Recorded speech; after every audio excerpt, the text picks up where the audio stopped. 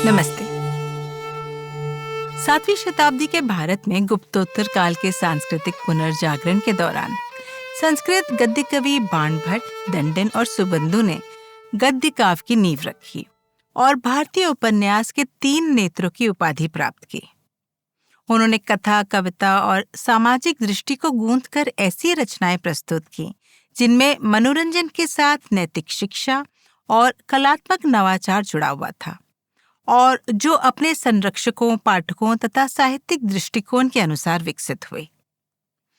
बाणभट्ट, जो कन्नौज में सम्राट हर्ष के दरबारी कवि थे, उन्होंने 2 महत्वपूर्ण ग्रंथों की रचना की। हर्षचरित, जो एक अर्ध ऐतिहासिक जीवनी है, और कादंबरी, जो एक रोमांटिक महाकाव्य है। हर्षचरित में उन्होंने हर्ष को एक धर्मपरायण शासक के रूप में चित्रित किया, जिसने गुप्त साम्राज्य के पतन के बाद व्यवस्था को पुनर्स्थापित किया। काव्यात्मक अलंकरण से उन्होंने हर्ष के गौड़ी के विरुद्ध अभियानों तथा कामरूप के भास्कर वर्मन जैसे सहयोगियों को वीरता के साथ प्रस्तुत किया, जो कर्तव्य और युद्ध कौशल के प्रतीक थे। इस कथा ने हर्ष के दरबार की निष्ठा और सामंजस्य पर बल दिया, षड्यंत्रों की उपेक्षा करते हुए उच्च आदर्शों और राज सेवा की महिमा को उजागर किया। इसके विपरीत कादंबरी ने प्रेम, वियोग और पुनर्जन्म जैसी विषयों की खोज की, जिसमें राज दरबार केवल भावनात्मक और दार्शनिक यात्राओं की पृष्ठि बना। दोनों कृतियों में बाणभट्ट ने गौड़ी शैली की अलंकृत गद्य में अपनी दक्षता प्रदर्शित की और संस्कृत गद्य कवि को एक उच्च कला के रूप में प्रतिष्ठित किया, विशेष रूप से प्रेम के सौंदर्य रस को जागृत किया। सुबंधु ने वासवदत्ता में भाषाई कौशल और अलंकरण को सर्वोच्च प्राथमिकता दी। राजकुमार कंदर्पकेतु और राजकुमारी वासवदत्ता की ये संक्षिप्त प्रेम कथा स्वप्नों और दैवीय भाग्य से बुनी गई है। इसमें श्लेष, लंबे समास और शब्द कौशल की अद्भुत प्रस्तुति देखने को मिलती है, जो विशेष रूप से विद्वत दर्शकों के लिए रची गई प्रतीत होती है। इस कृति में राज दरबार केवल रोमांटिक पृष्ठभूमि के रूप में उपस्थित है। शासन, सत्ता संघर्ष और षड्यंत्र अनुपस्थित है। पात्रों की प्रेरणा प्रेम है, महत्वाकांक्षा नहीं। सुबंधु का अलंकृत गद्य सांस्कृतिक गौरव और सौंदर्य बोध का प्रदर्शन करता है, जो बाणभट्ट का आदर्शवाद और दंडन के यथार्थवाद से भिन्न एक अपराजनीतिक और सौंदर्य प्रदान दृष्टिकोण प्रस्तुत करता है।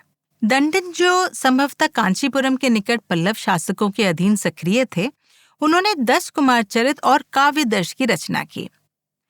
10 कुमार चरित में 10 राजकुमारों की साहसिक कथाएं हैं, जो षड्यंत्रों और अस्थिरता से भरी दुनिया में भटकते हैं, जबकि काव्यदर्श में उन्होंने अपने काव्य शास्त्रीय सिद्धांत प्रस्तुत किए।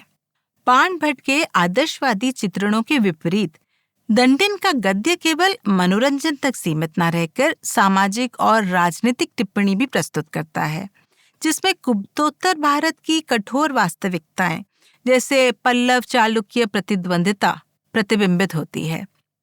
उनके राजकुमार भ्रष्ट अधिकारियों, छल करने वाले दरबारियों और अस्थिर सत्ता संरचनाओं से जूझते हैं, जिससे व्यवस्थागत दोष व्यंग्य के माध्यम से उजागर होते हैं। दंडन की कथाएं समाज के सभी स्तरों को समेटती हैं, राजाओं और दरबारियों से लेकर चोरों और वेश्याओं तक, और सामाजिक गतिशीलता के साथ साथ लालच, महत्वाकांक्षा और बेवफाई की जटिल अंतःक्रिया को दर्शाती हैं। उनकी गद्य शैली वैदर्भी की सरलता और गौड़ी की अलंकरण प्रधानता के बीच संतुलन स्थापित करती है। ये न केवल क्षेत्रीय राज्यों की अस्थिरता को प्रतिबिंबित करती है, बल्कि उनके काव्य सिद्धांतों को भी सजीव रूप से प्रस्तुत करती है। 10 कुमार चरित के प्रमुख प्रसंग दंडन के वास्तविक राजनीति के प्रति गहरी समझ और रुचि को प्रकट करते हैं। एक प्रसंग में मुख्य राजकुमार ऐसे नगर में पहुंचता है जहां एक भ्रष्ट मंत्री ने दुर्बल राजा से सत्ता छीनकर जनता का शोषण करते हुए धन और प्रभाव एकत्र कर लिया है। यात्री का वेश धारण कर वो एक सार्वजनिक टकराव रचता है। अपनी बुद्धि और प्रमाणों के आधार पर मंत्री के षड्यंत्रों का भांडाफोड़ करता है और राजा की सत्ता को पुनर्स्थापित करता है। ये कथा भ्रष्टाचार और कुप्रशासन की आलोचना करते हुए व्यावहारिक राजनीतिक रणनीतियों को उजागर करती है। इसी प्रकार एक अन्य प्रसंग में एक राजकुमार उत्तराधिकार संकट से जूझते राज्य में प्रतिद्वंदी राजा और उसके विश्वासघाती सेनापति का सामना करता है। विद्वान का वेश धारण कर वो षड्यंत्रों का पर्दाफाश करता है और जाली पत्रों तथा प्रभावशाली सार्वजनिक विकृत के सहारे वैध उत्तराधिकारी को पुनः सिंहासन पर आसीन करता है। ये प्रसंग जासूसी, गुटबाजी और वैधता के प्रश्नों को प्रत्यक्ष करता है, जिससे स्पष्ट होता है कि दंडिन का गद्य मात्र कथा कहानी न होकर राजनीति की गहन पड़ताल भी है। दश कुमार चरित्र की एक प्रसिद्ध कथा में अपहार वर्मा की चतुराई और राजनीतिक सूझबूझ विशेष रूप से उभरकर सामने आती है। ये प्रसंग अंग देश की राजधानी चंपा में घटित होता है। प्रतिद्वंदी राजा चंडवर्मा वैद्य अंगराज सिंह वर्मा पर आक्रमण कर उसे कैद कर लेता है। क्षेत्र पर अधिकार जमाने और उसकी पुत्री अंबालिका से जबरन विवाह करने का प्रयास करता है। अपहार वर्मा अपने मिशन में सफलता पाने के लिए चोरी की विद्या यानी चोर शास्त्र और जुआरियों और धूर्तों की युक्तियों का गहन अध्ययन करता है। वो धन मित्र उदारक के साथ गठबंधन करता है और एक जटिल योजना रचता है। योजना के हिस्से के रूप में धन मित्र को ये भूमिका दी जाती है कि वो सोना उत्पन्न करने वाली जादुई चमड़े की धोखनी की कथा फैलाकर धनी व्यापारी अर्थपति की लालच को उजागर करे। अपहार वर्मा की असली घुसपैठ वेश बदलकर होती है। वो विद्वान के रूप में नहीं बल्कि चोर, जुआरी और कलाकार कुशीलव के रूप में सक्रिय होता है। वो स्थानीय गुटों और हितों का कुशल हेरफेर करता है। धनी नागरिकों जैसे कुबेर दत्त और अर्धपति तक तथा काम मंजरी नामक वेश्या तक, जो निष्ठा से अधिक धन को महत्व देती है। कथानक का उत्कर्ष तब आता है जब अपहार वर्मा कलाकारों के दल में छिपकर चंड वर्मा के महल में जबरन विवाह की रस्मों के दौरान प्रवेश करता है।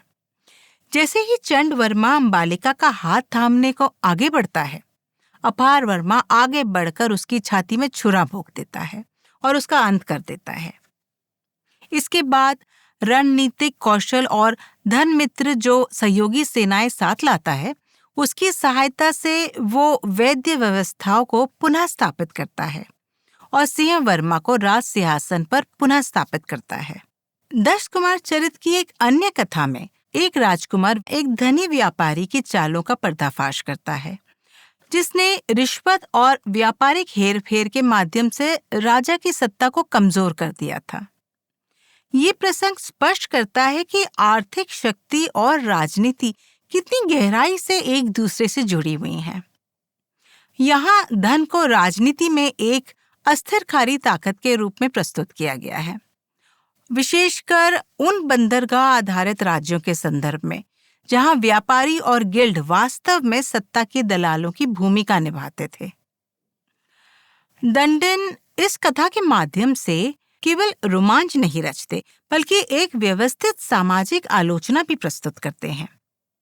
अपहार वर्मा के हस्तक्षेप से ये रेखांकित होता है कि न्याय और सुधार आवश्यक है। वे केवल कथा के सुखांत के लिए नहीं, बल्कि व्यवस्था की खामियों पर प्रकाश डालने के लिए भी अनिवार्य हैं।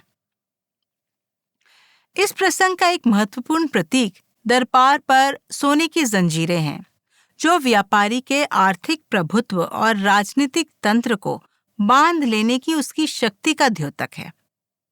दंडिन इसका भांडाफोड़ अलंकृत भाषा, विशेषकर वक्रोक्ति या डबल मीनिंग के माध्यम से करते हैं, जिससे कथा केवल मनोरंजन न रहकर सामाजिक राजनीतिक व्यंग का रूप ले लेती है। दश कुमार चरित्र की एक अन्य कथा में एक राजकुमार विद्रोही गुट में घुसपैठ करता है, जो कर शिकायतों और असंतोष का लाभ उठाकर राजा को अपदस्थ करना चाहता था। अपनी चतुर विकृत्व कला के माध्यम से वो विद्रोहियों और उनके समर्थकों को लौटाता है और राज्य में स्थिरता बहाल करता है। इन सभी प्रसंगों जैसे भ्रष्ट मंत्री, उत्तराधिकार संकट, अंग देश की घटनाएं, धनी व्यापारी की चाल और विद्रोही गुट, इन सब के माध्यम से दंडिन शासन की कमियों और मानवीय मूर्खताओं की आलोचना करते हैं। वे अपने युग के प्रतिस्पर्धी राजनीतिक परिदृश्य को जीवंत रूप से प्रस्तुत करते हैं, जहां सत्ता, चालाकी, लालच और रणनीति के जटिल खेल चल रहे हैं। इन कथाओं में मनोरंजन के साथ साथ व्यवहारिक राजनीति, सामाजिक व्यंग और नैतिक शिक्षा का संतुलित समावेश है। इन त्रिनेत्रों में से बाणभट्ट ने हर्ष के राजत्व को आदर्श रूप में प्रस्तुत किया। दंडिन ने खंडित राज्यों की भ्रष्टाचारपूर्ण और अस्थिर परिस्थितियों को उजागर किया और सुबंधु ने प्रेम तथा भाषा शैली पर विशेष ध्यान केंद्रित किया। तीनों लेखकों के उद्देश्य अलग अलग थे। बाणभट्ट ने दरबारी आदर्शों की स्तुति की, दंडिन ने व्यंग्यपूर्ण अंदाज में राजनीतिक वास्तविकताओं की आलोचना की और सुबंधु ने अपनी शैलीगत कौशल से पाठक को मंत्रमुग्ध किया। सामूहिक रूप से इन लेखकों की रचनाओं ने संस्कृत गद्य को परिभाषित किया। इस त्रयी में दंडिन विशेष रूप से राजनीतिक दृष्टि से संलग्न लेखक के रूप में उभरते हैं, जो अपनी कहानियों के माध्यम से मनोरंजन, सामाजिक और राजनीतिक आलोचना और 7वीं शताब्दी के भारत की जटिलताओं को जीवंत रूप से प्रस्तुत किया। तो चलिए जनरेटेड वॉइसेस के माध्यम से 10 कुमार चरित्र पर हुई एक चर्चा सुनते हैं। एपिसोड पसंद आए तो लाइक और सब्सक्राइब जरूर करिएगा और हमारी इस सीरीज को अपने साहित्य पसंद मित्रों और परिवार के साथ शेयर करिएगा और अपने कमेंट्स हमारे साथ शेयर करना ना भूलें। नमस्कार, रेडियो टॉकीज में आप सबका स्वागत है। नमस्कार। आज हम एक खास सफर पर निकल रहे हैं दंडी के मशहूर संस्कृत गद्य काव्य 10 कुमार चरित्र के हिंदी संस्करण के साथ। ये वो रचना है जो कहानियों का खजाना मानी जाती है। जी बिल्कुल, एक क्लासिक। तो आज का हमारा इरादा क्या है? हम सिर्फ कहानी नहीं सुनेंगे, बल्कि इन 10 राजकुमारों की उतार चढ़ाव भरी रोमांचक यात्रा के जरिए उस जमाने की एक झलक पाने की कोशिश करेंगे। हाँ, और ये कहानी हमें क्या सिखाती है, क्या दिखाती है, ये भी देखना दिलचस्प होगा। चलिए इस दिलचस्प दुनिया में गोता लगाते हैं। बिल्कुल। और शुरू करने से पहले ये जानना रोचक है कि माना जाता है इस पर गुणाढ़ की बृहत कथा का असर है, जो अब पूरी तरह मिलती नहीं है। खैर, अच्छा। हाँ, और ये हमें उस वक्त के मशहूर शहरों जैसे अवंतिका यानी आज की उज्जैनी और मगध मतलब पटना की सैर भी कराती है। दंडी कौन थे, इस पर थोड़ी बहस जरूर है, पर उनकी कहानी कहने की कला वो तो कमाल की है। तो कहानी शुरू होती है मगध की राजधानी पुष्पपुरी से। सोचिए, एक ऐसा शहर जो दुनिया भर के नगरों की शान हो, जिसके बाजार रत्नों से भरे हों, मतलब एकदम वैभवशाली। जी। यहाँ राज करते थे राजा राजहंस, बड़े वीर जिनकी नेक नामी कैलाश पर्वत की तरह सफेद और दूर दूर तक फैली थी। बिल्कुल, एक आदर्श राजा का चित्र खींचा गया है। विद्वानों का आदर करते थे और दिखने में इतने सुंदर कि कामदेव भी शर्मा जाएं। उनकी रानी थी वसुमती, जिनकी खूबसूरती का क्या कहना। हाँ, ऐसा लगता था मानो कामदेव की पूरी सेना उनके अंगों में आ छिपी हो। कमाल का वर्णन है। हाँ, राजा राजहंस दोनों वसुमती का सुख भोगते थे, अपनी रानी का भी और धरती माँ का भी, क्योंकि धरती का एक नाम वसुमती भी है। यहाँ दंडी एक आदर्श राजा का चित्र खींचते हैं, जो वीर भी है, सुंदर भी और कला प्रेमी भी। लेकिन कहानी जैसे जैसे आगे बढ़ेगी, हम देखेंगे कि हालात हमेशा आदर्श नहीं रहते। राजा के भरोसेमंद मंत्री भी थे सितवर्मा, धर्मपाल, पद्मोद्भव, और उनके बेटे भी राजा के सहायक बने। जी हाँ। हाँ, कुछ ने अपनी राह अलग चुनी, जैसे कोई तीर्थ यात्रा पर निकल गया, कोई व्यापार पर। समाज का एक छोटा सा नक्शा दिखता है यहाँ। कहानी में पहला मोड़ आता है जब राजा राजहंस मालवा के राजा मानसार के घमंड से नाराज होकर उस पर हमला कर देते हैं। हाँ, यहीं से संघर्ष शुरू होता है। जबरदस्त लड़ाई होती है। राजहंस जीतते हैं, मानसार को बंदी बनाते हैं, लेकिन फिर दरियादिली दिखाते हुए उसका राज उसे लौटा देते हैं। बड़ा दिल दिखाया राजा ने। मगर एक चिंता उन्हें खाई जा रही थी, उनका कोई बेटा नहीं था। वो भगवान नारायण की पूजा करते हैं, पुत्र कामना के लिए। हाँ, इसी दौरान रानी वसुमती गर्भवती होती हैं। ओहो। राजा खुश हैं, उत्सव मना रहे हैं। तभी खबर आती है कि हारा हुआ मानसार चुप नहीं बैठा। ओहो। उसने गुस्से में महाकाल यानी शिवजी की तपस्या करके एक ऐसी गदा हासिल कर ली है जो दुश्मन का नाश कर देगी। शिवजी का वरदान, ये तो गंभीर बात हो गई। और वो फिर से युद्ध की तैयारी में है। मंत्रियों ने समझाया कि अभी लड़ना ठीक नहीं, दुश्मन को देवता का वरदान मिला है, किसी मजबूत किले में इंतजार करना चाहिए। पर राजहंस? वो अपने अभिमान में थे, उन्हें अपनी ताकत पर भरोसा था, वो नहीं माने। ये फैसला कहानी का रुख बदल देता है। अक्सर बड़े लोगों की यही एक चूक भारी पड़ जाती है। और फिर वही हुआ जिसका डर था। भयंकर युद्ध छिड़ा। मानसार ने शिव की दी हुई गदा चलाई, अमोघ गदा। राजहंस ने उसे अपने बाणों से काट दिया, पर शिव के वरदान से वो फिर जुड़ गई। अरे! गदा रथ पर गिरी, सारथी मारा गया और राजहंस बेहोश हो गए।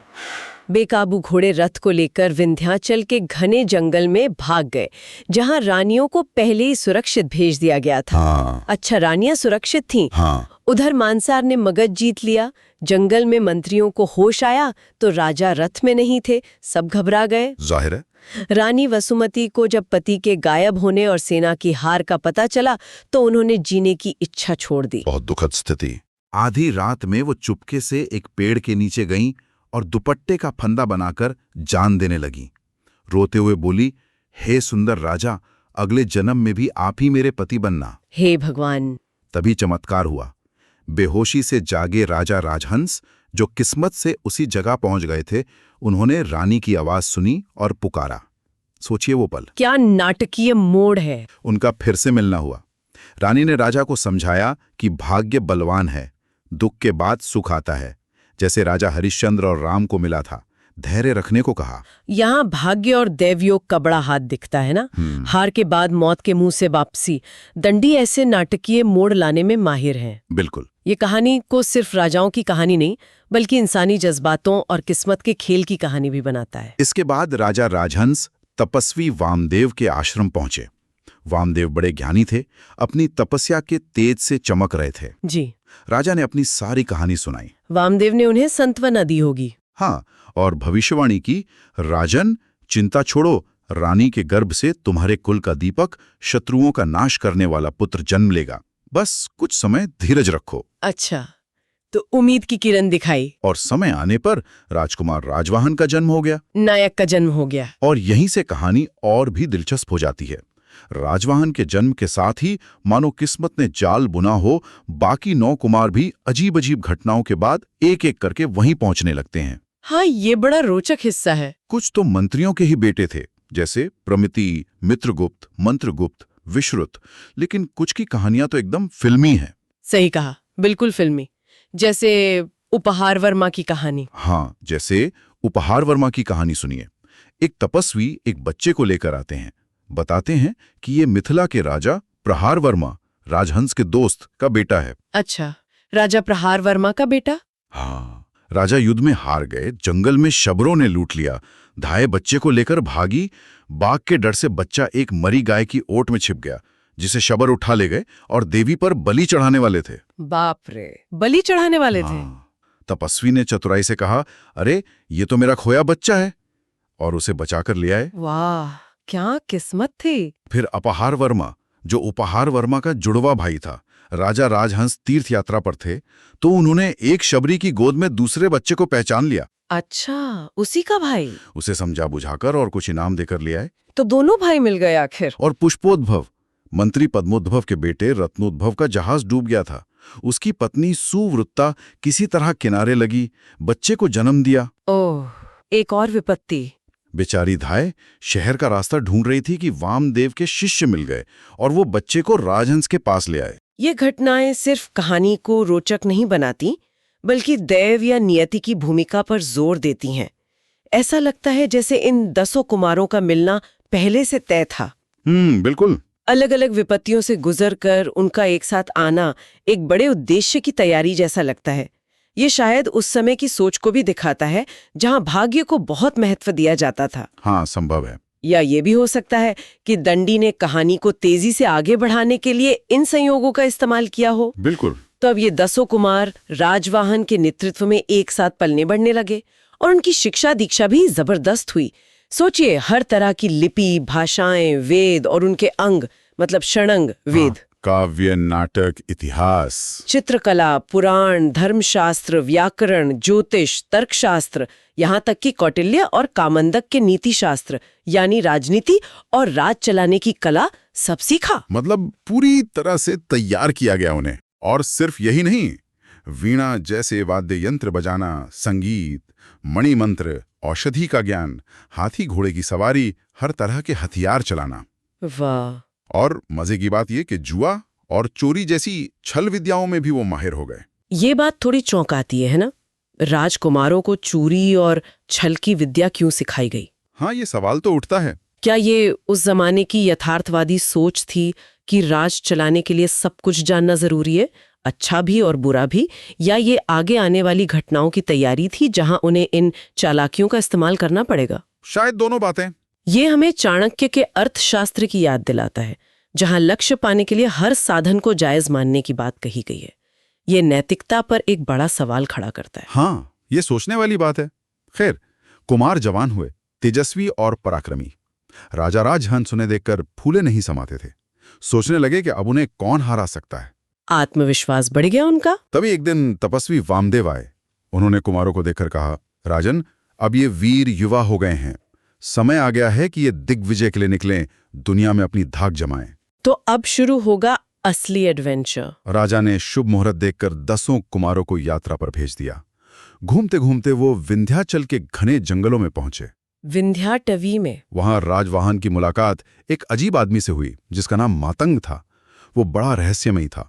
कंधे पर जनेऊ था तो ब्राह्मण लगता था, पर शरीर पर चोट के निशान थे तो शिकारी या योद्धा जैसा दिखता था। बड़ा विरोधाभासी चरित्र। पूछने पर मातंग ने अपनी कहानी सुनाई, कैसे वो पहले बुरे काम करता था, फिर सुधर गया, शिव भक्त बना। अच्छा, हृदय परिवर्तन हुआ। शिवजी ने सपने में उसे पाताल लोक का राजा बनने का रास्ता बताया। एक शिवलिंग के पीछे एक गुफा थी और ये भी कहा कि एक राजकुमार उसकी मदद के लिए आएगा। और वो राजकुमार राजवाहन निकला। बिल्कुल। मातंग का किरदार काफी अनोखा है। वो समाज के बने बनाए खांचों में फिट नहीं होता।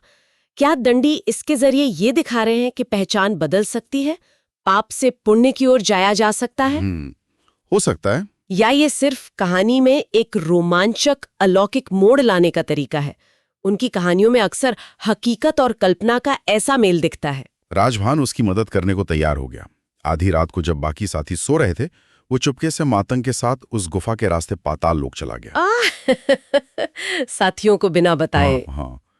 वहां उसने मातंग को असुर राजकुमारी कालिंदी से शादी करवाकर राजा बनने में मदद की। पाताल लोक का राजा बना दिया नहीं, उसे। नहीं, कालिंदी ने खुश होकर राजवाहन को एक ऐसी मणि दी जिससे भूख प्यास नहीं लगती थी। एक जादुई मणि। वो मणि लेकर जब राजवाहन वापस धरती पर लौटा तो देखा कि उसके साथी उसे वहां ना पाकर बहुत दुखी हुए और उसे ढूंढने के लिए अलग अलग दिशाओं में निकल गए थे। अरे, सब बिछुड़ गए। उन्होंने तय किया था कि सब उज्जैनी में मिलेंगे।